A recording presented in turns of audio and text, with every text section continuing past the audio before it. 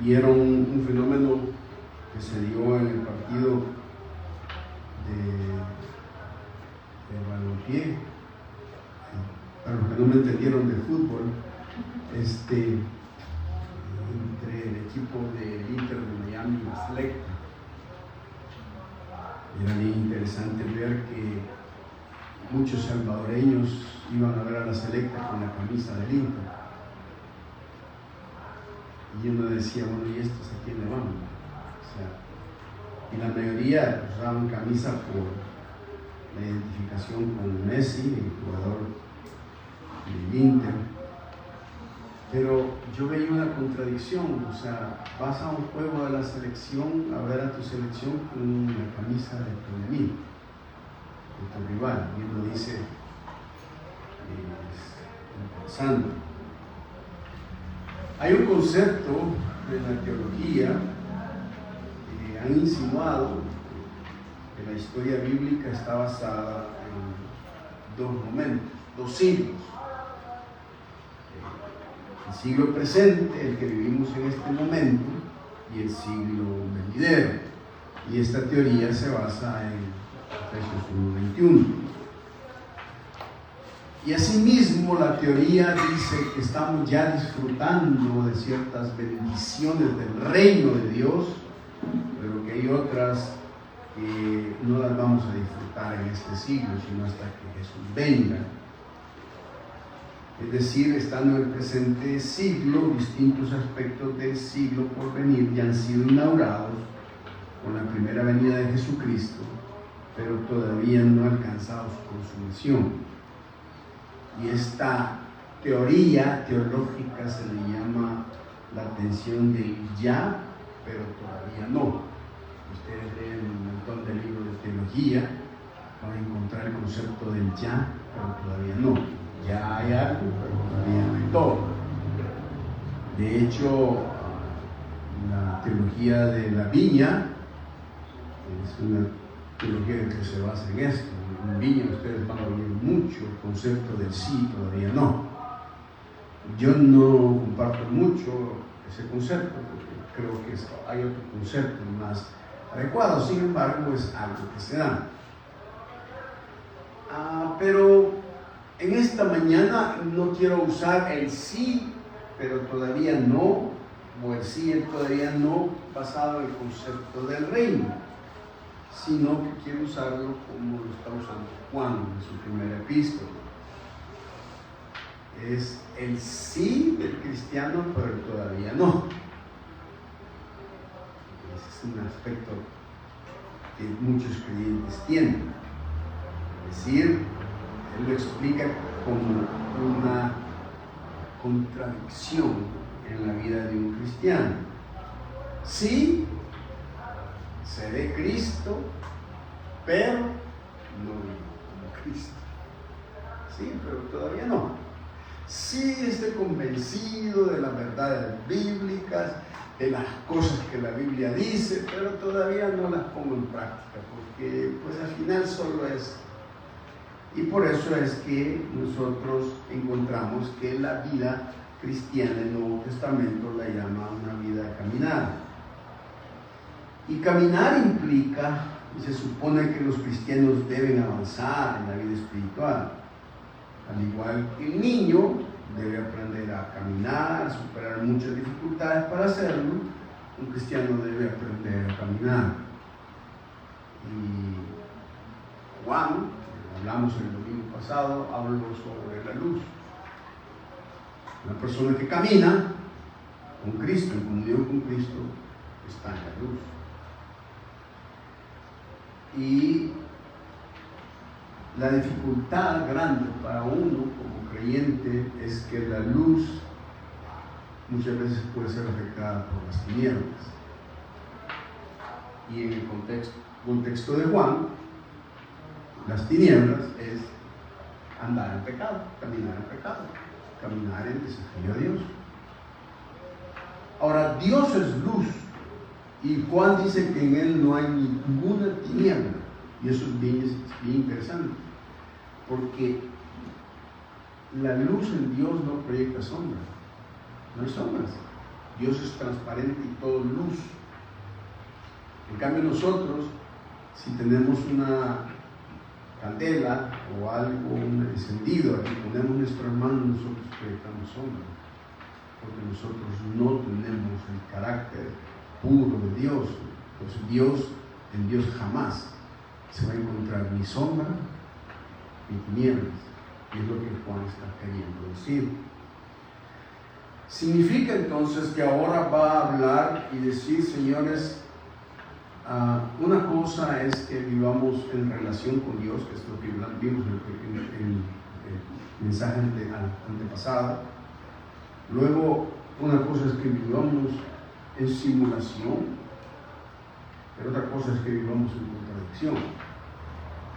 Porque si decimos que somos luz y andamos en tinieblas, estamos mintiendo, no tenemos la verdad. Una persona una vez se me acercó y me dijo que por qué seguía predicando a los cristianos sobre el pecado, y muy enojado, y me dijo que después de todo el pecado en la vida de un cristiano es diferente del pecado en la vida de una persona que no es salva. Y yo le dije, sí, tiene mucha razón, es diferente, es mucho peor. El pecado en un cristiano es peor que el pecado en un no cristiano.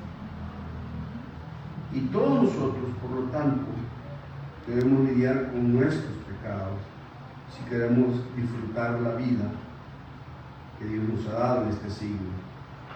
Y hay tres cosas que Juan va a mencionar con respecto a qué hacemos de andar en tinieblas. Y Juan va a decir, mire, usted puede, en primer lugar, tratar de cubrir sus tinieblas, ¿sí? Puede tratar de confesar sus tinieblas, y en tercer lugar, también puede componerse de sus tinieblas, restaurar su vida de las tinieblas. Observe lo que dice el versículo 5 de 1 de Juan, capítulo 1. Este es el mensaje que hemos oído de él y os anunciamos. Dios es luz y no hay ningunas tinieblas en él. Si decimos que tenemos comunión con él y andamos en tinieblas, mentimos y no practicamos la verdad. Pero si andamos luz, como Él está en luz, tenemos comunión unos con otros, y la sangre de Jesucristo, su Hijo, nos limpia de todo pecado. Si decimos no tenemos pecado, nos engañamos a nosotros mismos, y la verdad no está en nosotros. Si confesamos nuestros pecados, Él es fiel y justo para perdonar nuestros pecados y limpiarnos de toda maldad. Si decimos que no hemos pecado, le hacemos a Él mentiroso, su palabra no está en nosotros. Esas son las expresiones de Juan. Hay palabras muy importantes e interesantes dentro del texto, pero la realidad de todo este texto es, si decimos y no hacemos, estamos mintiendo. Si decimos y hacemos, estamos en luz. Y las tinieblas tienen que ver con eso. Si nos agarramos al pecado, entonces la luz se va. Hermanos, no hay término medio. No hay una vaga zona gris en lo que concierne al pecado. Miren, no hay pecado venial, no hay pecado mortal. Pecado es pecado.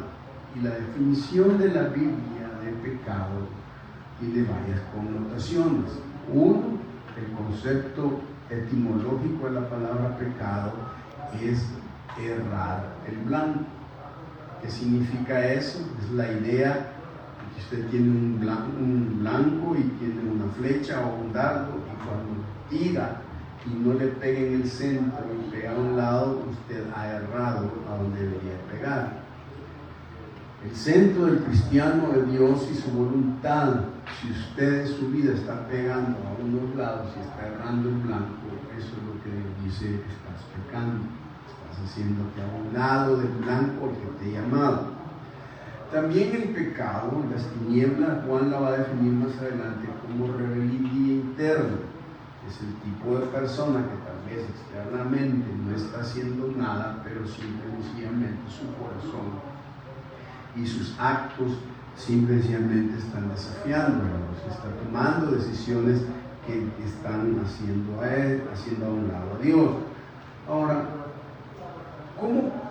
Juan dice, mira, lo primero que puede pasar en un cristiano es que trate de cubrir sus propios pecados y sus propias tinieblas, las quiere esconder. Y él dice varias cosas. Por ejemplo, una persona está ocultando o tratando de ocultar sus tinieblas cuando su hablar es superficial. Es decir, solo es de aquí para allá. No es de la cabeza al corazón, solo es de la cabeza. La afirmación es hipotética. Por ejemplo, Juan dice en el versículo 6, si decimos que tenemos comunión con Él, ese es el hablar. Ahora, note varias cosas. Primero, el sí es bien interesante, porque Juan no tiene en mente a nadie. Hay un sí en el griego que significa que él sabe que hay alguien. Este sí es hipotético. Él está diciendo, por si acaso, supuestamente, él no está pensando en alguien en especial. Él está diciendo, voy a poner un caso hipotético, una tesis, una teoría. La cosa es bien importante aquí también, porque él dice, esta teoría dice, si decimos que tenemos comunión con Él y andamos en tinieblas, mentimos. ¿Saben que una de las cosas que me llamó mucho la atención de Juan cuando está hablando, por lo menos en estos versículos, después va a cambiar, pero él dice, si decimos, si mentimos, andamos. ¿Puede notar usted que él se incluye en eso? ¿Sí? Juan no dice, si dicen que andan en comunión con Él y andan en tinieblas, mienten y no practican la verdad. Eso me encanta. Me encanta, ¿sabe por qué? Porque Juan es un hombre de edad que entiende que él también es capaz de hacer eso. Y además, probablemente hubo momentos en su vida que anduvo en tinieblas. Y eso me hace pensar a mí entre la brecha en América Latina o en todo el mundo que existe entre los que nos paramos aquí al frente y nos dicen que somos los pastores y los líderes y el resto de la congregación. Porque muchos de los que nos paramos aquí enfrente damos la impresión de que nosotros no tenemos los mismos problemas que la congregación tiene. Y muchos líderes y pastores condenan a muchas personas de muchas cosas que ellos mismos están practicando. Y lo ocultan en tinieblas. Hermanos, todos podemos cometer cualquier infracción, cualquier error. Si nos descuidamos, cualquier cosa. Mire, el diablo es especialista en ponerle a usted dardos incrustados así de rápido. Fíjese que estaba leyendo que en Juan llega a la mujer, aquella mujer que rompe el vaso de perfume, ¿sí? Un vaso, y lo unge Jesús, ¿sí? Y entonces, cuando lo está ungiendo Judas junto con los discípulos, pero sobre todo Judas, dice, caramba, qué desperdicio, qué tremendo desperdicio. eso lo hubiéramos podido vender y obtener por unos 300 monedas para dárselo a los pobres. Y Juan aclara, pero esto lo decía porque él manejaba la bolsa y se clavaba el dinero. Allí vemos que Judas anda en tinieblas, pero está diciendo algo. Oh, se hubiera vendido para hacer a los pobres. Todo el mundo le ha dicho, pues Juan, qué responsabilidad social tiene este hombre. Me encanta cómo este Judas se interesa por los pobres, pero lo que estaba haciendo era metiéndose el dinero en las manos, ¿sí? Y así era, ¿no? Es decir, nos interesamos por la gente, pero lo que estamos haciendo es embolsándonos de cualquier partido político. Nos aparentamos un grandes imágenes, andaba en tinieblas. Entonces Jesús le dice, déjala. La expresión déjala es, no la molestes, no la fastidies. Ella ha hecho una obra y me ha ungido para la muerte y la resurrección. Esto que ha hecho esta mujer se habrá contado por todas las generaciones. Es que parale, déjala de estarla molestando. Cuando Jesús reprende a Judas, en ese momento dice que empezó en la vida de Judas sus tinieblas, y el cuestionar a Jesús generaron en él una apertura espiritual. Entonces dice el texto que cuando cenaban, y oiga lo que dice el pasaje, como Satanás ya había entrado en Judas, salió para traicionarlo. Y voy viendo la palabra entró, y es una palabra muy interesante, porque es la idea de alguien que inmediatamente te mete una estilla y te la incrusta en el corazón.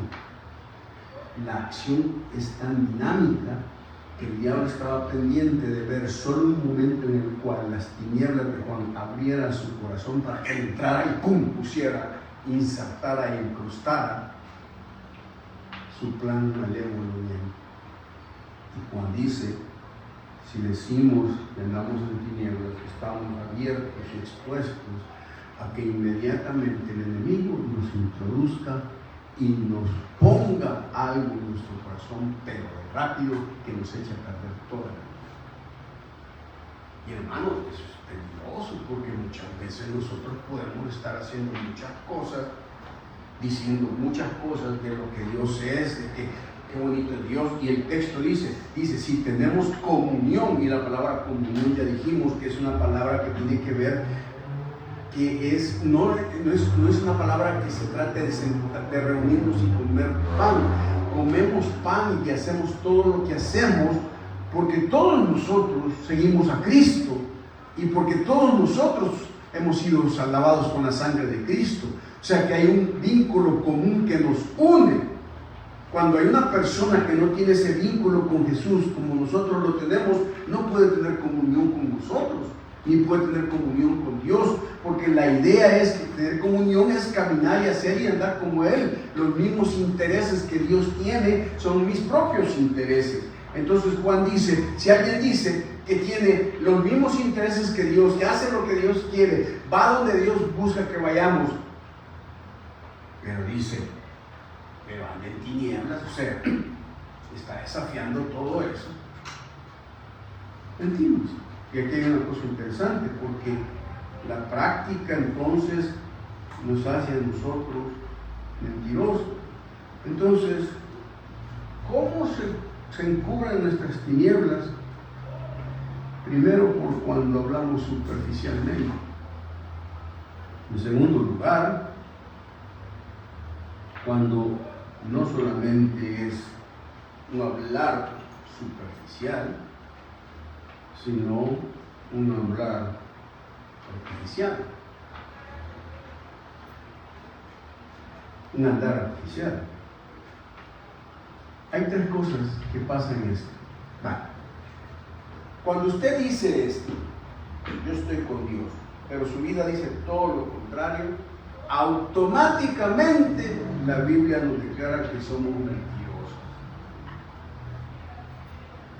La palabra mentir aquí es bien interesante, porque es la idea de decir las cosas con el propósito de engañar con intención. Y Juan dice, miren, hay un proceso. Una persona que anda en tinieblas y dice que no, es mentira. Y en la mentira se va a llevar a 3 grandes niveles. Y ustedes lo leen en el texto. Dice, si no andamos en tinieblas, mentimos. La primera etapa de la mentira es que usted le miente a los demás. Es decir, engaña a los demás. Mentira. Luego, la segunda parte, no solamente le miente a los demás, sino que dice el versículo 8, si decimos que no tenemos pecado, nos engañamos a nosotros mismos.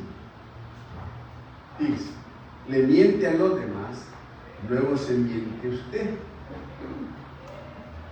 Hay gente que es tan mentirosa y repite tanto las mentiras a los demás que al final termina creyendo que lo que está diciendo es verdad y se engaña a sí mismo. ¿Sí? Y empieza a sentirse engañado. Pero él no se da cuenta. Se convierte su propia mentira hecha a los demás como su propia verdad. Y eso es lo que ocurre hoy, fíjese. Piense usted, por ejemplo, en el movimiento LGBT y en el concepto de la disforia de sexo o en la sexualidad no binaria, en el L, ella, en todos esos conceptos. ¿Cómo comenzaron esos conceptos? Comenzaron con concepciones que le empezaron a mentir a todos los demás. Es decir, la gente ocultaba sus prácticas para que la gente no se diera cuenta. Por eso es que acuñaron las palabras salir del closet. Como quien dice, estaban metidos ahí. Y ahora salir del closet, que es decir, yo tengo esta sexualidad, ya no es un acto de vergüenza, sino que ahora la sociedad lo pone como un acto heroico, un acto valeroso, un acto para que la persona simple y sencillamente diga, wow, qué carácter de esta persona, ¿no? O sea, qué valor, qué hermoso es ver que una persona está de acuerdo con sus y no lo oculta, ¿sí? Y entonces, como a medida que se van engañando ellos mismos, simple y sencillamente, luego quieren venir y tratar de hacer toda su concepción para hacer mentiroso a Dios. Y ese es el tercer proceso. Primero, somos mentirosos, nos mentimos, o sea, mentimos a los demás. Segundo, nos mentimos a nosotros. Y tercero, le hacemos a Dios que sea mentiroso. Porque Juan dice en el versículo 10, si decimos que no hemos pecado, le hacemos a Él mentiroso. Y mire que ese proceso así es exactamente.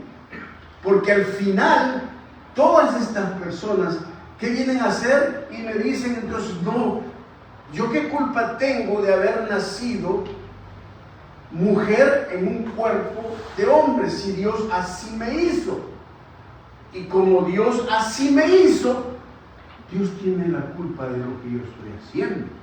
Y hacemos a Dios mentiroso porque Dios dice en la Biblia que solo existe varón y mujer y que no hay ninguna fase intermedia. Y entonces todos los que pronunciamos hoy esto, incluso ahora que estoy pronunciando esto, hasta puedo tener el riesgo de que Facebook lo corte, porque ahora que nosotros decimos esto, de que Dios establece eso, la gente nos acusa de ser peyorativos, de ser gente discriminatoria, de ser gente intolerante, porque no aprendemos a que ellos tienen el derecho a llamarse. ¿Saben cómo comenzó el aborto masivo en Estados Unidos? Empezó cuando un caso en Estados Unidos, allá por los años 58, Wade versus Roe, determinó a una mujer que dijo que había sido violada por un grupo de personas de color y que ella tenía el derecho a no tener ese hijo de violación. La corte apeló a favor de esa mujer para que pudiera abortar, y a partir de ahí la ley del aborto se abrió para que ahora en los Estados Unidos y en todo el mundo hay millones y millones de niños abortados y matados con la excusa de decir es una parte del cuerpo, es un feto, es una cosa, es algo de lo que no tengo que hacer. ¿Saben qué pasó? Cuando ya llegó a vejez la chica que había sido acusada, confesó que todo había sido una mentira y que nadie la había violado, sino que era hijo de su madre. ¿Y qué pasó? Se levantó una mentira, la creyeron todos, la adoptaron todos, la impusieron todos, y ahora nos vienen a nosotros a decir que si decimos que Dios dice que Él respeta la vida, Dios es mentiroso. Y eso es lo que ocurre en la sociedad ahora. Pero ¿saben cuál es el problema? El problema es que como cristianos deberíamos de ser estandartes de la verdad en nuestros contextos, y no sé qué va a pasar acá, pero en muchos contextos en los Estados Unidos y en otras partes de hacer este tipo de cosas, que lo metan preso a uno y que no tenga la libertad de decirlo, porque ha llegado a ser tan fuerte la mentira que no se han hecho mentirosos. Hermanos, nadie, absolutamente nadie nace homosexual. Todas las conductas homosexuales, lesbianas y todo lo demás que viene con todo eso son conductas adquiridas a través de experiencias traumáticas o alejamiento de los modelos y los roles de sus padres y sus madres.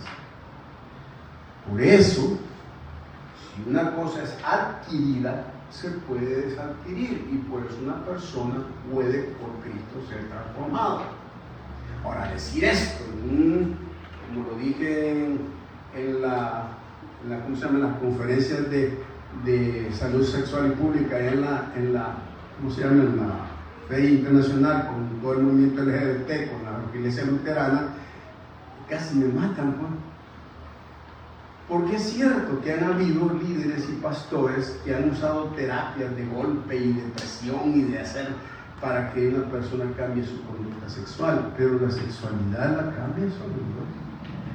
Por eso, hermanos y hermanas, es tan importante hoy que nosotros tengamos vínculos saludables entre los padres y los hijos, porque cada rol desempeña algo importante en la fijación del carácter de la persona. Yo venía hablando con mi esposa, porque yo hablo con mi esposa, hace días, y recuerdo que estaba, esto no lo voy a hacer caer de la gracia a ustedes, creo que estaban viendo la televisión, no sé,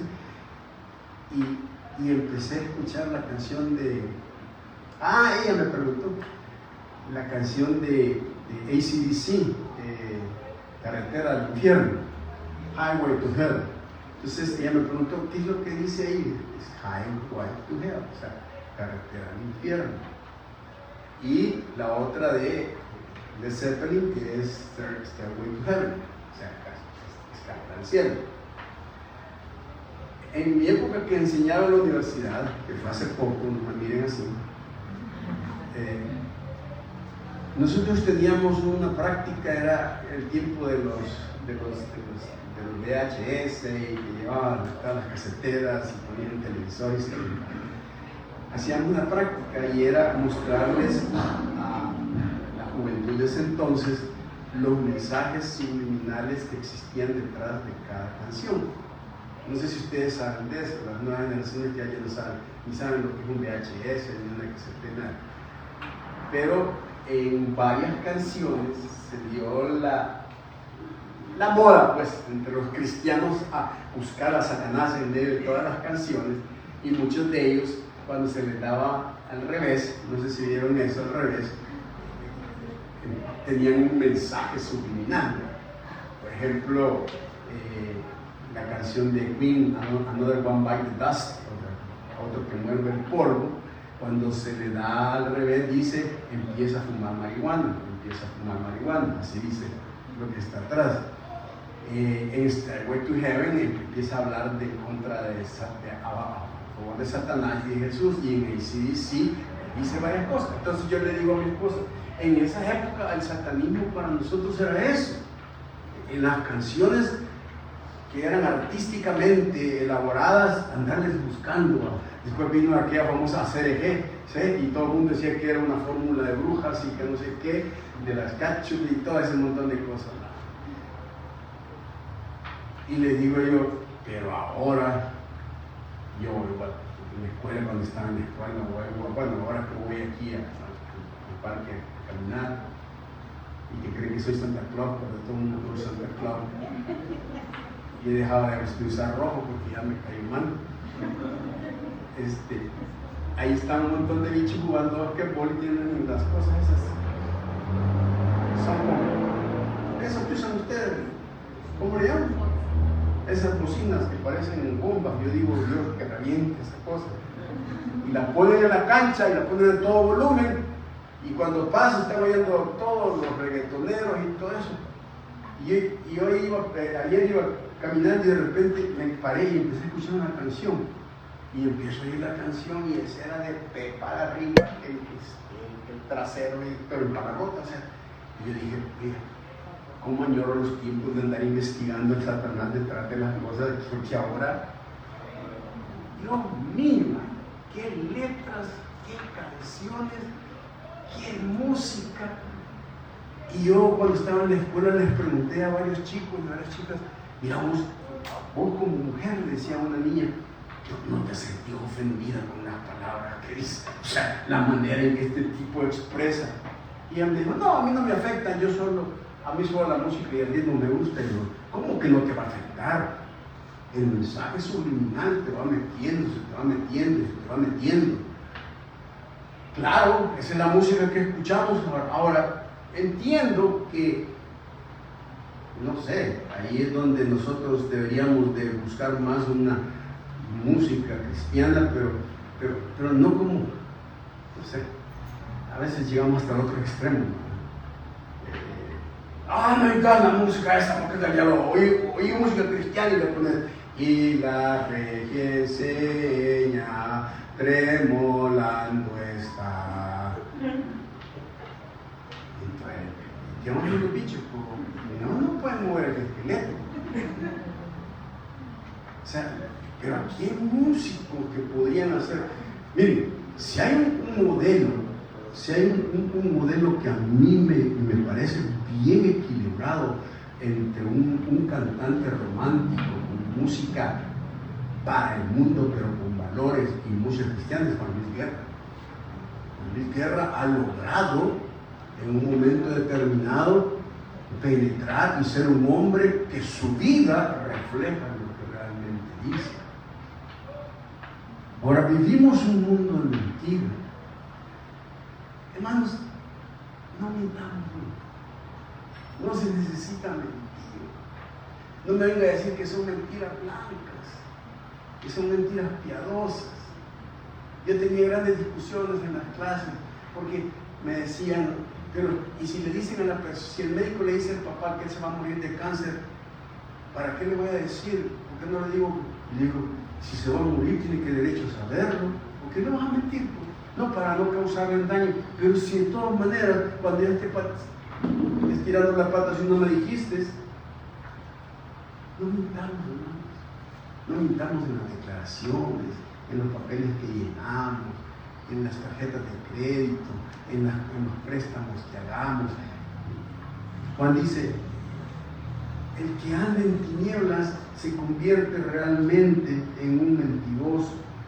Ahora, hemos hablado entonces que su andar es artificial, su hablar es superficial, y esa cosa es bien importante porque también su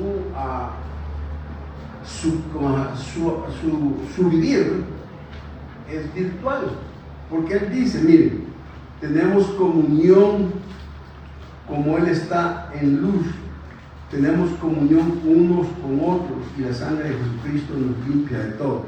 Fíjese que el texto está diciendo que una persona que anda en tinieblas simple y sencillamente no puede disfrutar de las experiencias espirituales ni de las bendiciones espirituales.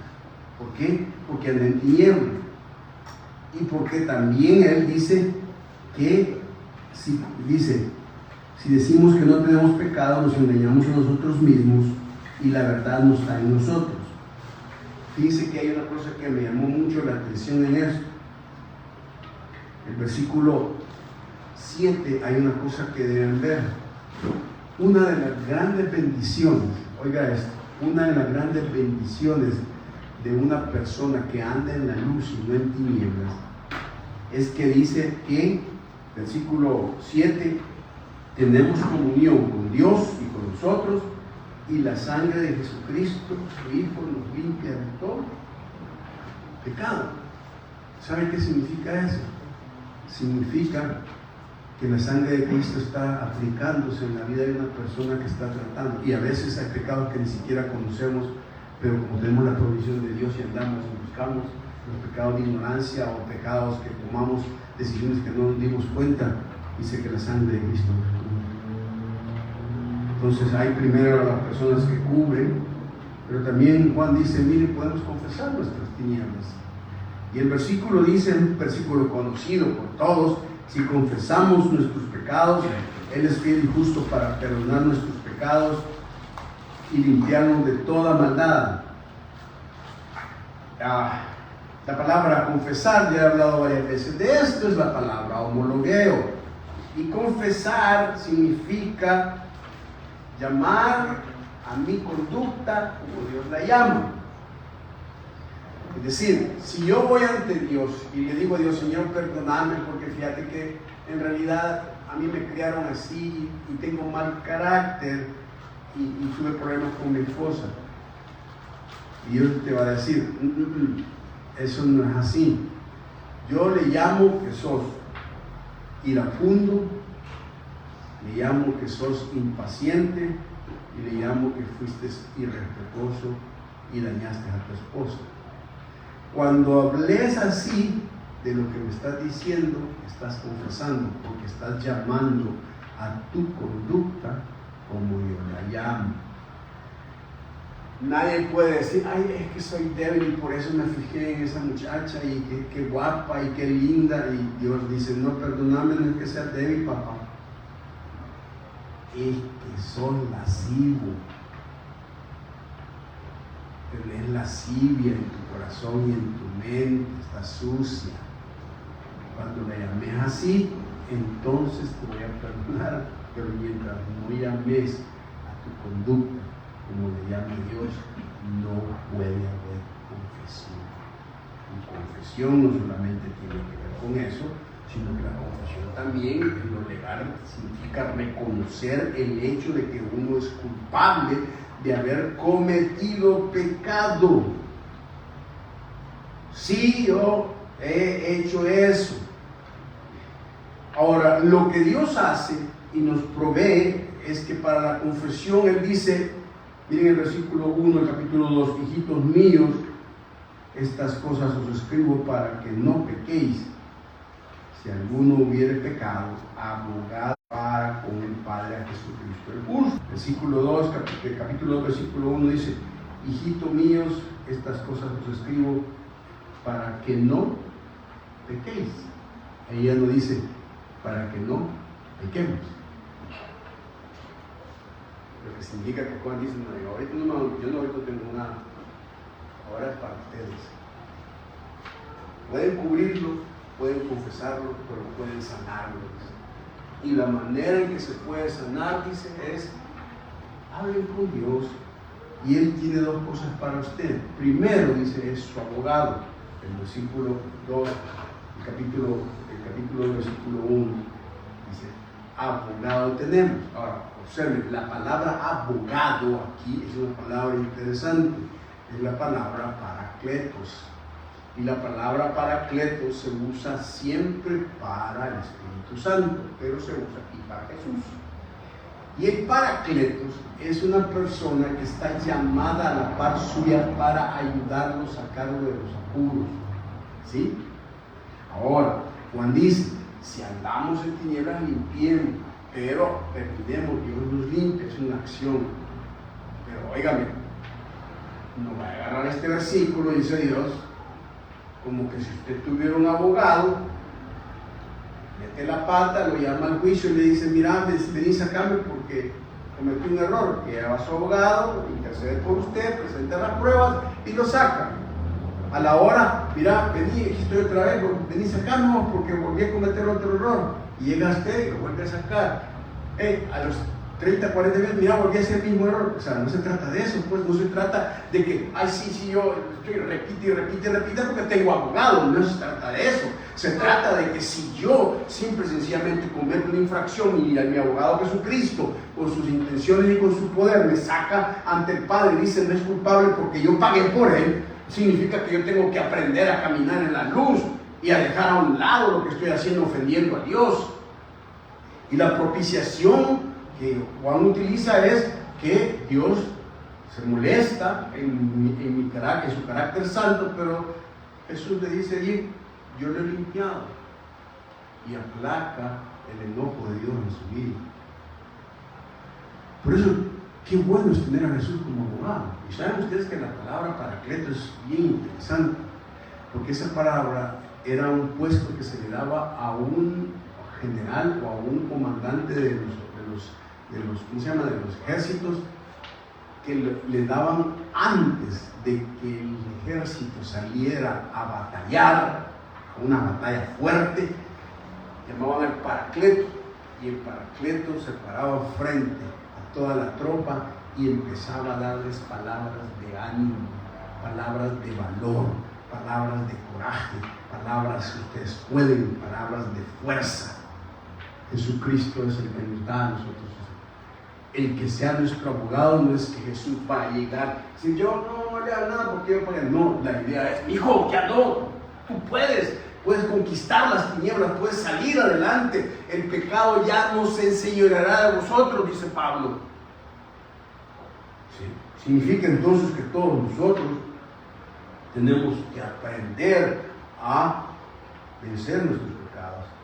Ahora, el versículo dice ahí, en el versículo, si alguno hubiera pecado, abogado tenemos. Pero hay otra frase que dice, si decimos que no tenemos, versículo 8, que no tenemos pecado, esa palabra pecado allí no tiene que ver con un acto, tiene que ver con mi constitución.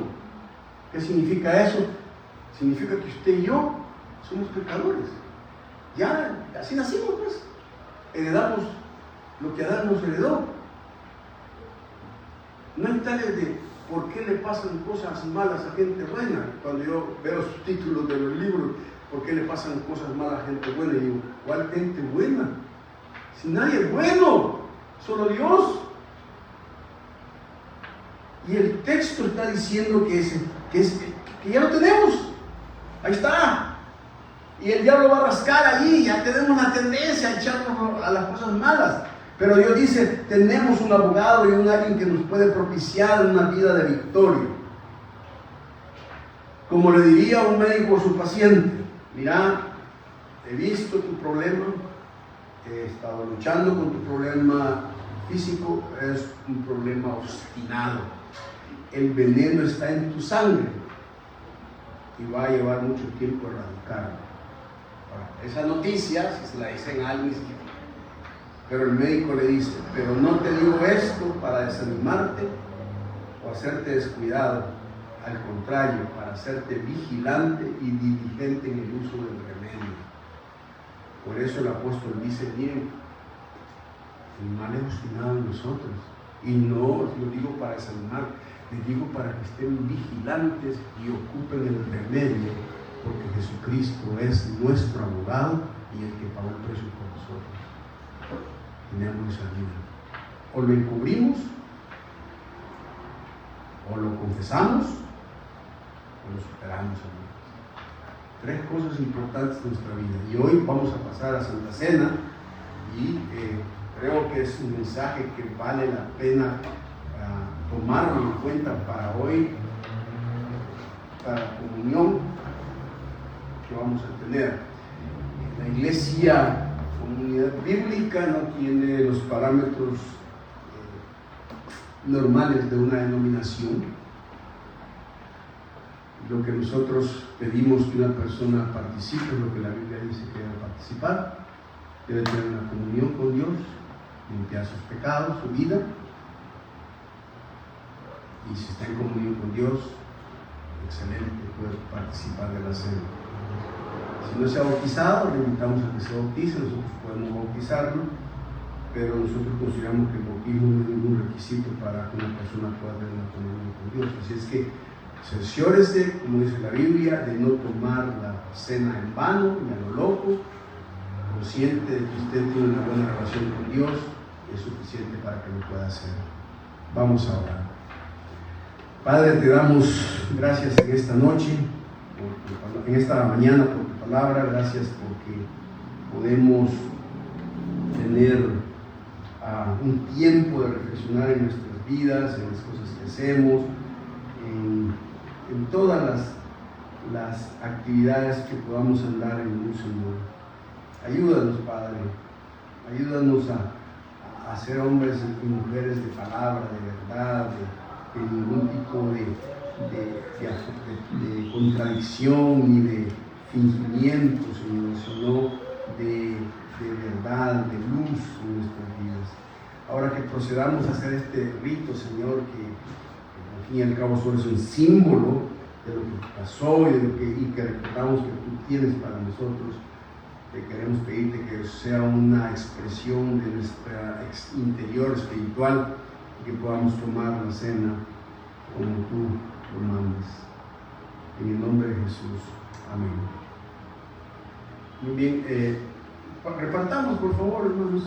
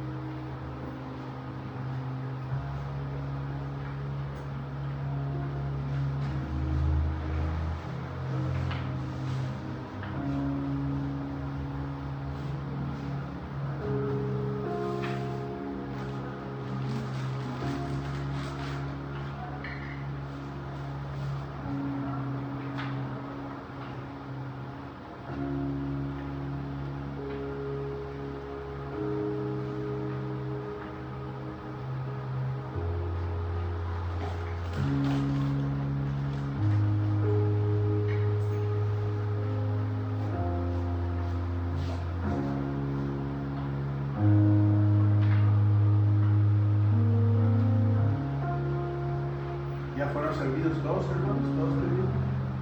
¿Hay alguien que no tenga? Miren, hermanos, una de las cosas que debemos entender es que la cena, por eso se llama cena, era una cena que todos los cristianos hacían, y en medio de la comida celebraban al Señor. Lo que a nosotros nos ha heredado la religión y la denominación es una cosita chiquita con algo, y al tomarlo automáticamente todos ponen cara como cuidado con que bote una boquita de eso, porque es la sangre de Cristo y entonces se lo viene el mundo. Hermanos, esto no es, tampoco estoy hablando de irreverencia, estoy hablando de que esto se hacía porque Jesús decía: cuando hablan de esto se acuerdan de mí y anuncian que voy a regresar. Es decir, esto es un acto de alegría, de decir, el Maestro nos dijo que nos acordáramos de Él. Es un momento para reflexionar de mi relación con Cristo, pensar cómo es Jesús para mí, y luego alegrarme porque Jesús dijo: Maranata, voy a regresar, voy a volver. Y eso son buenas noticias en un mundo en el que estamos viviendo. Por lo tanto, deberíamos de alegrarnos. Así es que no lo veamos como que sea la Santa Hostia y el cáliz entregado a Cristo, que eso es todavía el resabio que tenemos nosotros los evangélicos de América Latina. Somos gente de vigor, de alegría, y por lo tanto esto es una fiesta que debe alegrarnos. ¿Ok? La palabra dice que Pablo en 1 Corintios 11 tomó todos los elementos y dice: miren, yo recibí del Señor lo que también les he enseñado.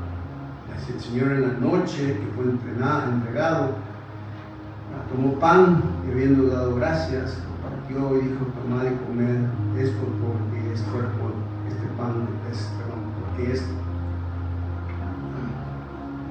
lo partió y dijo: tomad, comed esto, es mi cuerpo que por vosotros es partido, para hacer esto en memoria de mí.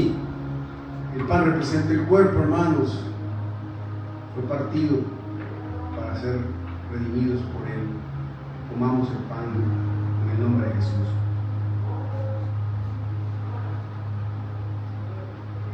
Gracias, Señor, por toda tu obra y tu sacrificio. Señor, gracias porque nos diste la vida eterna.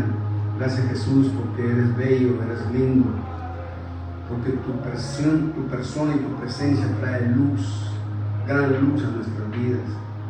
Permite que te adoremos y te estimemos como tú te lo mereces, como el Rey de Reyes, Señor de Señores, Señor. Gracias, Padre. Asimismo, tomó también la copa después de haber cenado, diciendo: esta copa es el nuevo pacto en mi sangre. Haced esto en todas las veces que la bebiereis en memoria de mí. Hermanos, la sangre de Cristo es la que le da a usted poder para vencer al enemigo. Esa sangre es poderosa y Dios se la ha delegado. Cuando se enfrente al enemigo, enfréntase en el nombre de Jesús y con el poder de la sangre. Bebamos la copa.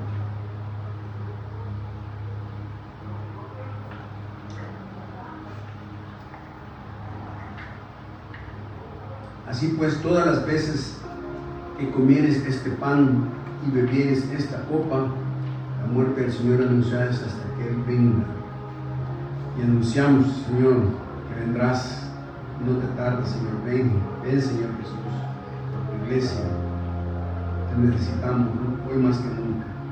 Señor, bendigo a la iglesia, bendigo a cada uno de mis hermanos, bendigo su relación contigo, Señor, que ellos puedan tener, que todos podamos tener una relación de luz y no de tinieblas contigo. En el nombre de Jesucristo oramos. Amén.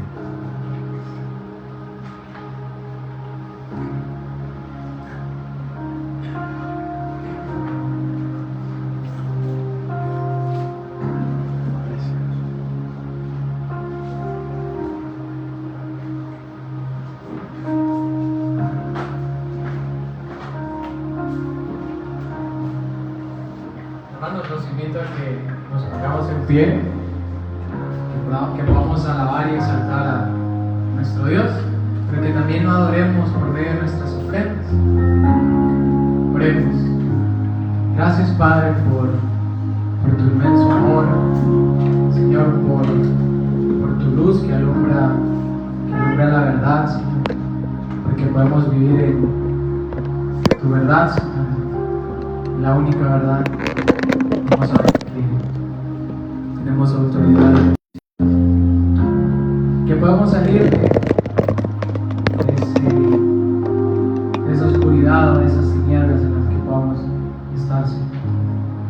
Que eres un buen Padre, Señor, pero que eres aquel que nos rescata, que nos levanta, Señor, nos da su mano. Padre, te adoramos con nuestras ofrendas, Señor, y con nuestra canción, Señor, con nuestras alabanzas. Te exaltamos en el nombre de Jesús. Amén.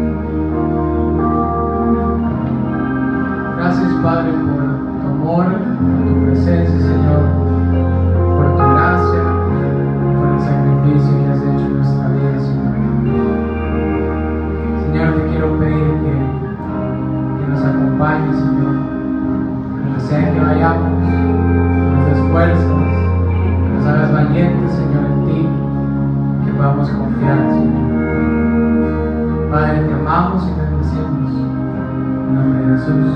Amén y amén. Bueno, hermanos, bendiciones, un abrazo. Recuerden que nos vemos el próximo domingo. Los miércoles tenemos el discipulado y los jueves